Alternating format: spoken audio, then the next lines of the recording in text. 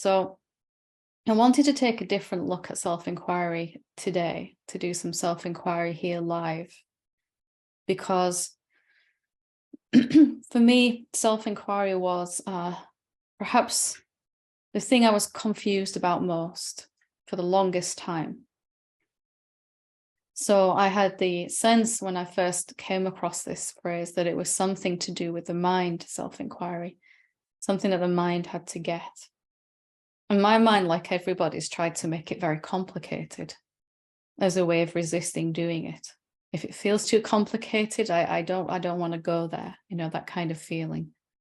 I'm never going to be able to figure it out. And I was actually surprised and delighted to discover that it's one of the simplest things we can actually ever do, self-inquiry. Self-inquiry could be as simple as asking to find out who we really are, what we really are, and then noticing the answers. And most of us have this belief that it's hard to find out who we are, and we experience that belief. And it's even harder, perhaps, we feel, to live as that. So I really wanted to approach self-inquiry from a different perspective today, in a way that I've called very lightly the inclusive method. We perhaps may be more familiar with the kind of neti-neti approach, which just means everything that I perceive, I am not that. I'm not my body. In an attempt to get down to the most essential core of my being. And we will, I'm not my thoughts, I'm not my emotions, I'm not my experiences, I'm not my desires, I'm not my body. On and on and on it goes until I'm left with nothing, literally no thingness. That must be what I am. And that's the only thing that's not going to go. Well, this has worked for many, many beings. I never kind of got to grips with that way, at least at first. And I stumbled upon this way. I'm sure many other teachers have done it, but I stumbled across this way in my own inquiry of including everything. And I had this epiphany one day that maybe the answers to the question, who am I, what am I, are so immediately obvious that we can't accept them, that we don't accept them. So we're going to do this now, and anyone that wants to follow along is more than welcome to join along. And we're going to ask this question that really worked for me: what am I? And if you prefer, you can substitute the question, who am I? Or when we've used where am I? Whichever one you like. But I'm going to go with the question, what am I? Just for sake of what really worked for me. And we're going to accept that if we are the only thing in existence, the moment we ask this question, we must receive an answer. So it's about opening up and including all the answers we wouldn't have previously included as answers. So let's have a go with this now, and you might perhaps begin to see self-inquiry in a different light. So as we begin, let's try and keep our eyes open, at least at first. I'm going to ask this question, what am I? Now, immediately, as I ask that question, I can hear a computer fan going. So there's my first answer. I am the computer fan. I can also hear my own breathing. I am my breathing. I notice my body sitting here. I am my body too. I can hear the birds singing outside the back of the house. I am the bird singing, the bird song. I can feel the air touching my face. I am the air too. Car just drove past outside my house as I was saying that last sentence. I am that car too. These might be answers that we wouldn't normally include in a question. And as human beings, we tend to fixate only on the answers that appear between our ears or feel inside our body. So this inclusive method is really just a way of opening up to all the answers that are being given right now. My body feels quite warm, so I am that heat. What else am I? Well, I am this and these. There's another person in the room, another body in the room with me, Claire. I am Claire too. I see all of you. I am you too. And this way of opening up to who we really are is so immediate that perhaps we might reject it. I am all the objects in the room that I'm perceiving. Everything my senses are taking in, I am that.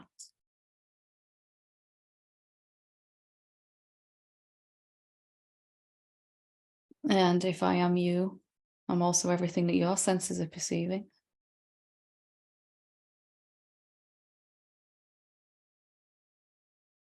If someone were to knock on the door or a phone was to ring or an ambulance siren went off, I'd be all of those too. If I got an itch or I had to sneeze, I'd be those too. This might be a different way of doing self-inquiry than you're used to. But just feeling that your body can recognize the truth of the immediacy of this way of doing it.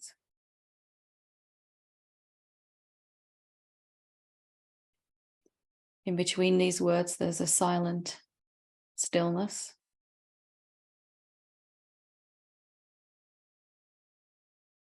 I am that too.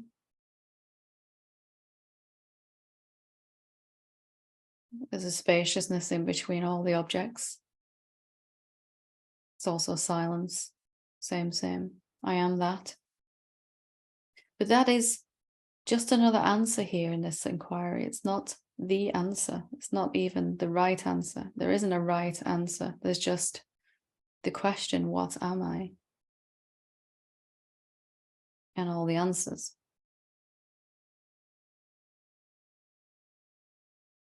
Just looking around your environment, listening to what you're actually hearing.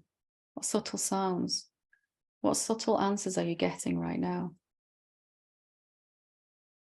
Are there any smells? Are you hot or cold?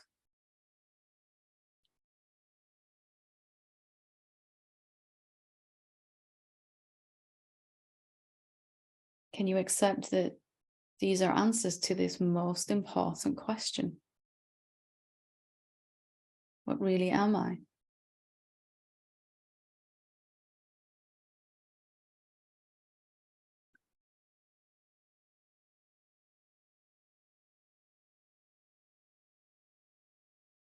Self-inquiry for me became so very immediate. Or I saw that it had always been. The moment I'd wanted to find out what I was, the very first time I realized there was something to realize, life was answering that question consistently and continuously. And it took me all that time to learn to receive the actual answers. Wherever my body could go, if it could go to the other side of the universe somehow, to a distant galaxy, I would also be everything I was experiencing there, and everything in between.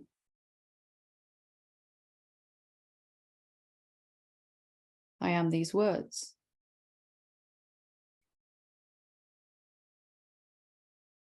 I am your experience.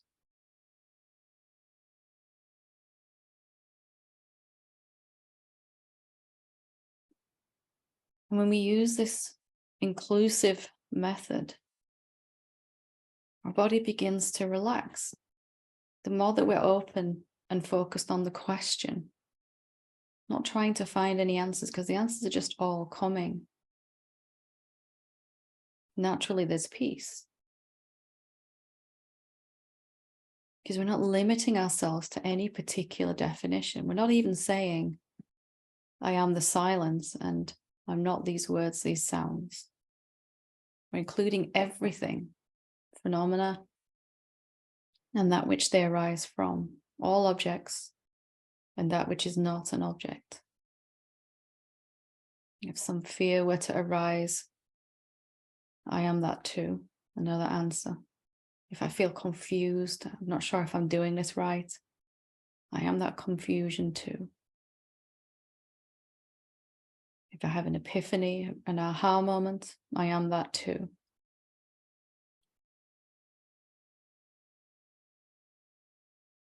Could your whole life then, every experience, every moment be an answer to this question, what am I?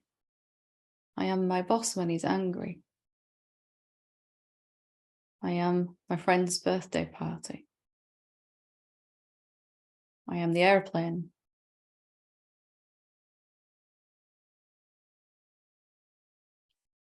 On, on and on and on with phenomenal answers.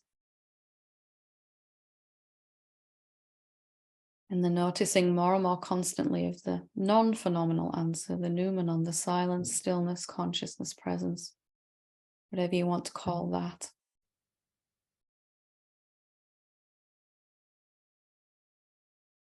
Not even preferring the noumenon over the phenomena, because they're really one and the same.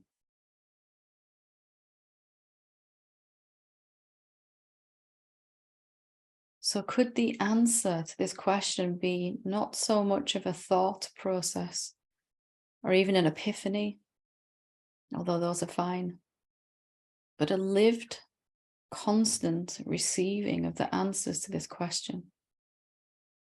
Life is showing you constantly what you really are.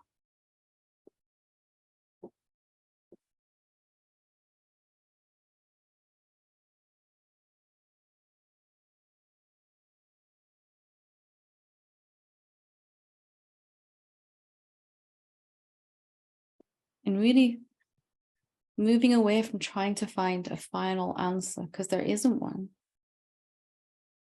There is one answer that's always present, the silence, the stillness, and we come to notice it more. But it's not really the right answer. There isn't one. It's just the only constant answer. Doesn't make it better.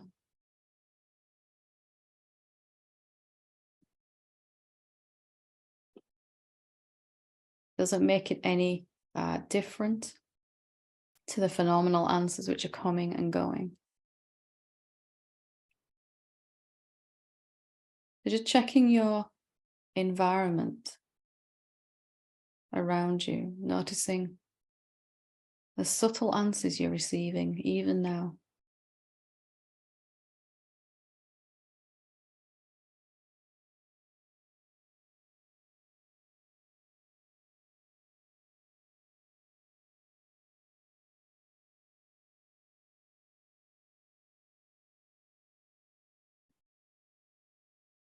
Noticing that your body begins to really resonate with this inclusive method. There's no work here to do.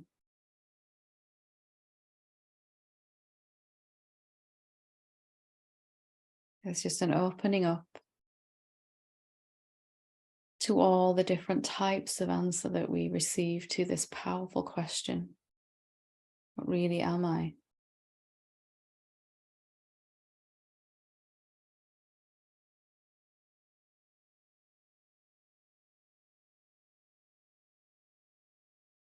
And we might even begin to realize that we've only really suffered because we valued our mind's answers more than everything else and excluded perhaps everything else.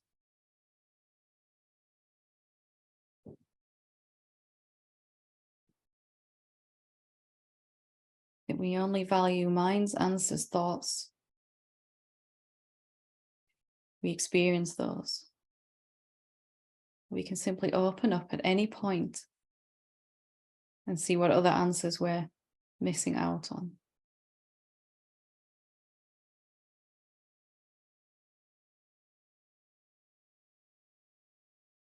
Maybe self-inquiry then becomes something that we be rather than we do.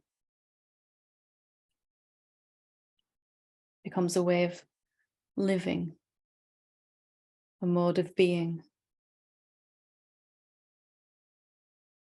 where everything we encounter, internal phenomena, thoughts, experiences, emotions, sense perception, everything external, seeming other beings, other things, begin to be recognized as our very own self.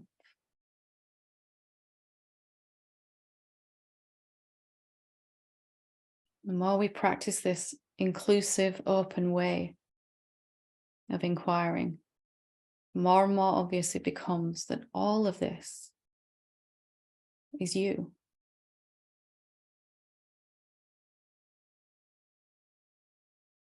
That these words aren't coming from somewhere outside of you, they're coming from inside your own being, the only being.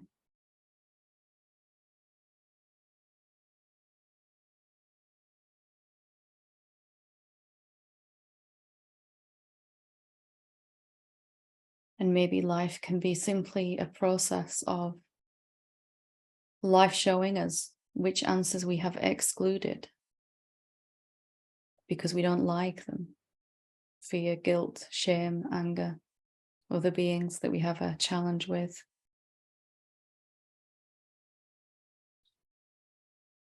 And being willing to include them.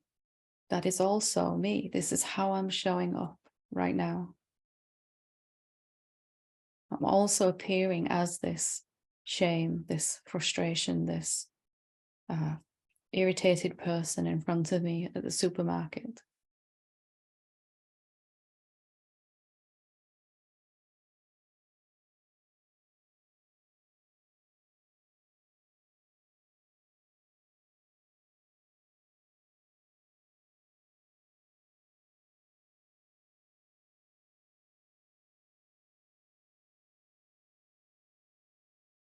You can appear an infinite number of ways. And as you practice like this, you lose the attachment to the particular body that's here right now. I am all of these bodies. Bodies are coming and going constantly.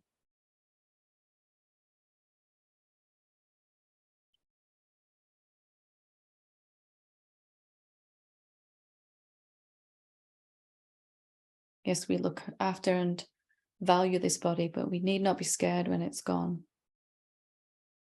And we recognize we are all of existence.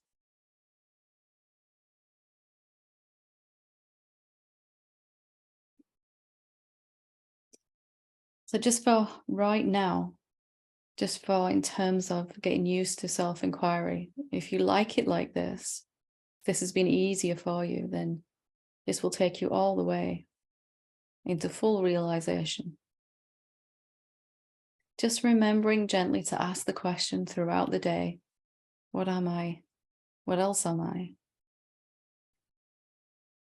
And seeing every now and again if we haven't closed up and begun to exclude things that we think are external, sounds and other people and all of that. Out of habit, we close back up again and start to listen to thoughts and emotions really only. We give them a specialness over everything else that's in existence. But here in this way of inquiring, a thought is really no more special than a sofa, or a human body, or a cloud. They all have the sameness. It's just another way I am appearing. I'm appearing as this judgmental thought, as this angry thought. I'm appearing as bliss, or peace, or frustration, or sadness, or snow, or sunshine.